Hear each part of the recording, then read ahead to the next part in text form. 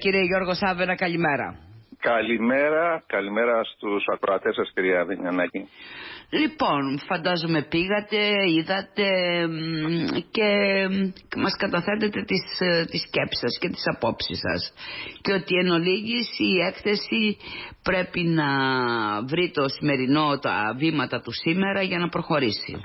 Προφανώς, όπως όλα εξελίσσονται, θα έπρεπε να έχει εξελιχθεί και η έκθεση. Κοιτάξτε, η έκθεση δημιουργήθηκε, από ό,τι γνωρίζετε κι εσείς, το 1965. Μιλάμε για μια μακρά ιστορία η οποία έγινε θεσμός. Έτσι, η πρωτοβουλία αποδίδεται στον τότε δωδεκανήσιο Ιωάννη Ζίγδη, ήταν υπουργός βιομηχανίας, και σε συνεργασία με τον κοινοτάρχη, και εγώ τώρα τα έμαθα γιατί έκανα μια αναδρομή στην ιστορία. Αν θέλεις να προτείνεις, πρέπει να κάνεις μια έρευνα, να μάθεις, να ενημερωθείς, Ήταν ο κύριος Τοδουλάκης τότε ο κοινοτάρχης, μαζί δηλαδή, σε αυτούς αποδίδεται η πρωτοβουλία, και δεν ήταν η ιδέα απλώς να γίνει ένα τοπικό πανηγύρι ή μία απλά εμπορική έκθεση. Ο βασικός στόχος ήταν η ανάπτυξη της ελληνικής χειροτεχνίας και η ενίσχυση των Ελλήνων χειροτεχνών, και τους έδιναν τη δυνατότητα αφενός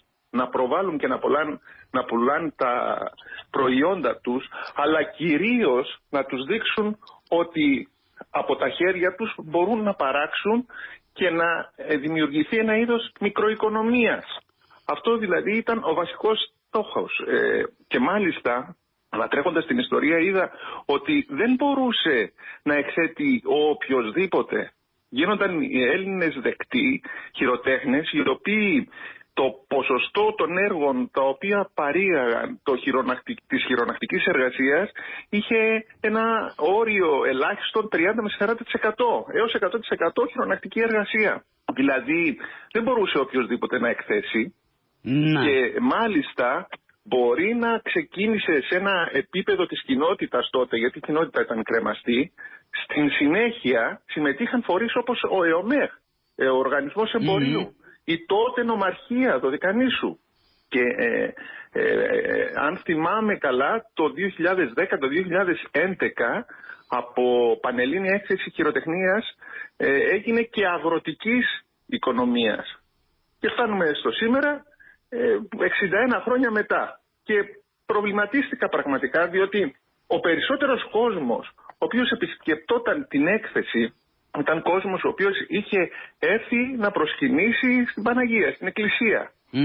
Αναρωτήθηκα, θα ξεκινούσε ποτέ από το σπίτι του για να πάει να δει αυτή την έκθεση? Και τελειώνοντας την περιήγηση σε αυτή την έκθεση, τι θα είχε εκλάβει, τι καινούριο θα είχε δώσει η έκθεση στον πολίτη, στον τόπο, στην περιοχή? Εγώ νομίζω γεννήθηκε με ένα συγκεκριμένο αναπτυξιακό όραμα, και αυτό οφείλουμε, με βάση πάντα τον άνθρωπο, να το υποστηρίξουμε. Τι πρέπει ακριβώς κατά την άποψή σας θα μπορούσε να προσθεθεί, να αλλάξει, κύριε Σάββερα, για να βρει το βηματισμό του σήμερα? Όπως έγραψα και στο άρθρο μου, σήμερα, ας μην κρυβόμαστε, η μαζική παραγωγή και η ψηφιακή οικονομία άλλαξαν τον τρόπο με τον οποίο τα προϊόντα παράγονται. Προβάλλονται αλλά και διακινούνται. Και να σας πω κάτι, αυτό είναι που δίνει σε αυτή την έκθεση μεγαλύτερη αξία, γιατί όσο η παραγωγή γίνεται απρόσωπη, αυτό που φέρει το ίχνος του ανθρώπινου χεριού είναι αυτό που πρέπει να διατηρήσουμε. Μου λέτε λοιπόν τι είναι αυτό που πρέπει να αλλάξουμε. Ξεκινάμε από τα στοιχειώδη, έτσι, τις υποδομές. Πραγματικά οι διοργανωτές, αυτοί δηλαδή οι οποίοι ανέλαβαν να στήσουν όλο αυτό να στήσουν την έκθεση, επειδή τους παρακολούθησα από κοντά, έβαλαν τον εαυτό τους, έκαναν υπεράνθρωπες προσπάθειες, ώστε αφενός να στηθεί, αφετέρου να λειτουργεί. Αλλά δεν αρκεί. Ο φορέας ο οποίος ηγείται και είναι υπεύθυνος για αυτό το πράγμα, όπως είναι ο Δήμος, ας πούμε, για παράδειγμα, έτσι, οφείλει να βάλει τις προδιαγραφές και τους στόχους, ώστε να μπορέσει όλο αυτό το εγχείρημα να πετύχει. Λοιπόν, το πρώτο λοιπόν θα έλεγα ό,τι αφορά τις υποδομές. Οι υποδομές πρέπει να είναι σύγχρονες. Από τα βασικά, ξεκινώντας από τη στάθμευση, την ασφάλεια των χώρων, οι χώροι αναψυχής και υγιεινής, τουαλέτες κτλ. Μέχρι και τα περίπτερα. Τα περίπτερα, ας πούμε, για παράδειγμα, ξέρετε τι γίνεται την τελευταία ημέρα? Αποξυλώνονται οι ξύλινες κατασκευές, ξεκαρφώνονται, ξεβιδώνονται, ενώ θα μπορούσαν να είναι ευέλικτες από συναρμολογούμενες και επαναχρησιμοποιούμενες κατασκευές, και γιατί όχι να μην ήταν και ένα είδος πανελλήνιου διαγωνισμού, αρχιτεκτονικού διαγωνισμού για το σχέδιο αυτών των κατασκευών.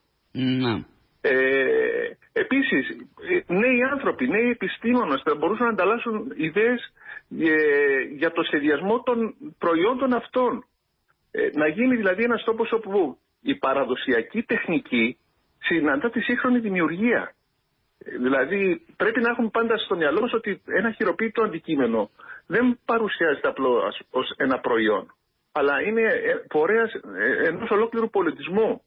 Και να σας πω κάτι το πιο σημαντικό. Το πιο σημαντικό είναι ότι ο χώρος αυτός έγινε και γίνεται, αλλά μπορεί να γίνει ακόμα καλύτερα, πέρα από μεταφορά ιδεών και τόπος συνάντηση ανθρώπων. Νομίζω ότι δεν έχουμε την ευκαιρία συχνά να βρισκόμαστε με ανθρώπους διαφορετικών ηλικιών, διαφορετικών πεποιθήσεων, διαφορετικής κουλτούρας και να μπορούμε να ανταλλάσσουμε τις εμπειρίες μας, τις σκέψεις μας, τις αγωνίες μας και τις προτάσεις μας. Θα σας πω ένα παράδειγμα. Υπήρχε ένας εκθέτης ο οποίος ήταν κτηνοτρόφος και προέβαλε τα προϊόντα του. Το γάλα, το τυρί, τα γιαουρτιά κτλ. Αντάλλαξα μερικές κουβέντες με τον άνθρωπο αυτό, ο οποίος μου είπε ότι πραγματικά έχω βγάλει το συμπέρασμα από τη συναναστροφή μου με τα ζώα, ότι κατανοούμε ευκολότερα από τους ανθρώπους πράγματα τα οποία βάζουμε σαν στόχο. Δηλαδή αυτό ήταν συγκλονιστικό, γιατί παράλληλα περνούσε εμένα από το μυαλό μου πώς είναι δυνατόν, γιατί προφανώς δεν είμαι ο μόνος που τα λέει αυτά. Υπάρχουν άνθρωποι οι οποίοι χτυπάνε το κουδούνι και λένε κάτι πρέπει να γίνει. Χρόνο με το χρόνο εξασθενεί όλο αυτό που τέλος πάντων κάποιοι άνθρωποι οραματίστηκαν. Είναι αυτό που λέμε συνήθως, κύριε Γιώργο Σάβεν, ότι ό,τι δεν ανανεώνεται σιγά σιγά εκφυλίζεται και στο τέλος εξαφανίζεται. Και να σας πω και κάτι, ψάχνουμε για έναν ποιοτικό τουρισμό. Ψάχνουμε να βρούμε την ταυτότητά μας. Η έκθεση θα μπορούσε να είναι ένα μέρος, δεν λέω, ένα μέρος της ταυτότητας, της νέας ταυτότητας της Ρόδου. Θα μπορούσε να έχει μια εμβέλεια, μια ακτινοβολία για όλο το νησί, για όλη την Ελλάδα. Λοιπόν, ελπίζω οι σκέψεις αυτές που δεν είναι μακρά της πραγματικότητας, εντός πραγματικότητας είναι, να τις δει η Δημοτική Αρχή, να προβληματιστεί και να πράξει τα δέοντα. Και αν είναι, δεν είναι κακό να καλείς ανθρώπους που έχουν άποψη, εικόνα, να συζητάς μαζί τους και να δεις πώς μπορείς να προχωρήσεις κάτι, να ανανεώσεις κάτι που υπάρχει για να γίνει καλύτερο. Κύριε Γιώργο Σάβεν, ευχαριστώ πολύ. Και εγώ σας ευχαριστώ για τη φιλοξενία. Την καλημέρα μας.